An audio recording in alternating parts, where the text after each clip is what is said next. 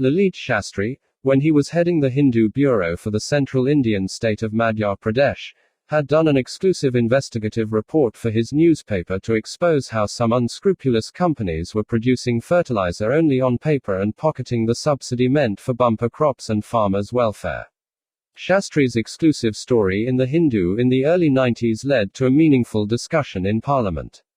The fertilizer subsidy policy was overhauled as a result of this story, and now the subsidy is not given at the production point but at the sales end to plug the earlier loophole.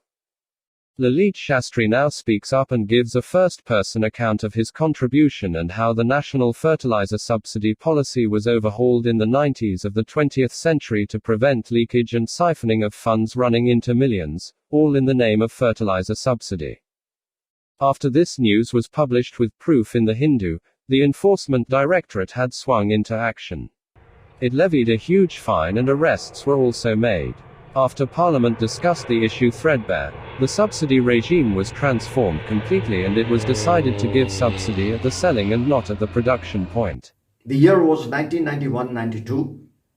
That's when I was appointed as the senior correspondent of the Hindu for Madhya Pradesh. Soon after joining, I got a major lead, and the lead was that a certain fertilizer production unit at Meghnagar in Jhabua district in western Madhya Pradesh had been shut down, was not operating, but still it was showing production, and the company that owned this plant, Harshvardhan Chemicals, it was pocketing huge sums of money which was being rolled out by the government of India as subsidy for fertilizer.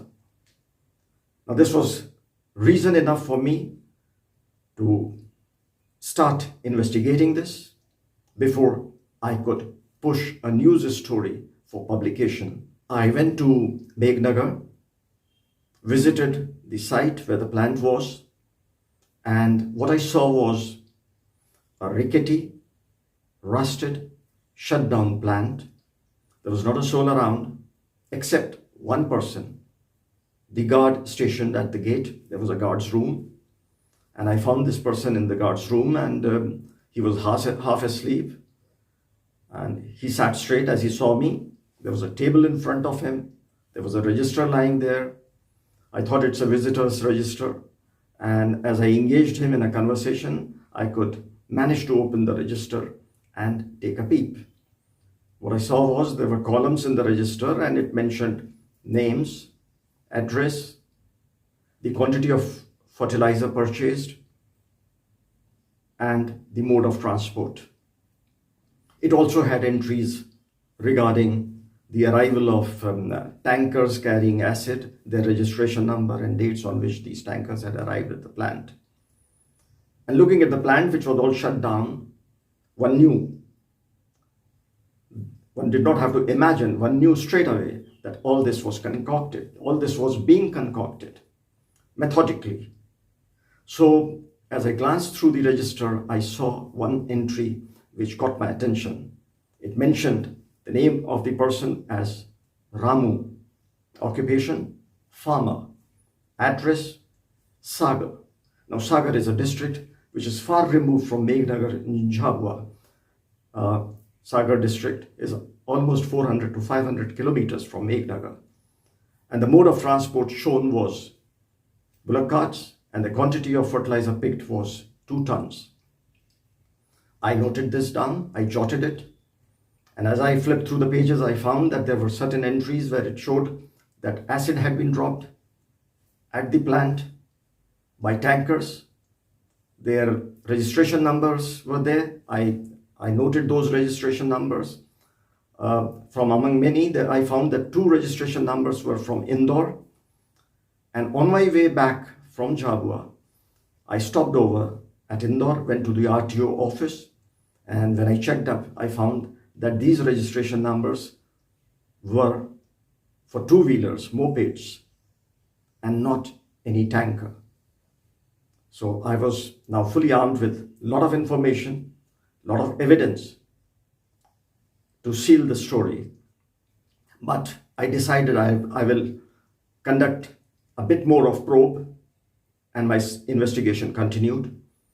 I went to Rajasthan, the headquarters of Harshvardhan Chemicals, and also visited the Union capital. I went to Delhi and I visited the income tax department offices concerned to check up what was the kind of returns this company was filing, a few details, and I took the officers into confidence, and what I gathered was quite an eye-opener. One thing that I noted was that Harshvardhan Chemicals was not purchasing any bag to pack the fertilizer produced at the Meghnagар plant. Now, under the Essential Commodities Act, it is necessary, it is mandatory. Fertilizer cannot be sold in open. It has to be packed. But the company had not purchased any bags during the period when it had pocketed the fertilizer subsidy. Now, putting all this together, I rolled out a story. It got published. It was a major story, a scam. And it was a fertilizer scam that we projected through this investigative exclusive story. And the matter was taken up for discussion even in Parliament. It was discussed threadbare. And what gives me immense satisfaction is that the fertilizer subsidy policy of Government of India was altered, was reformed, and completely changed. And from then onwards, fertilizer subsidy is being given at the selling point and not at the production point.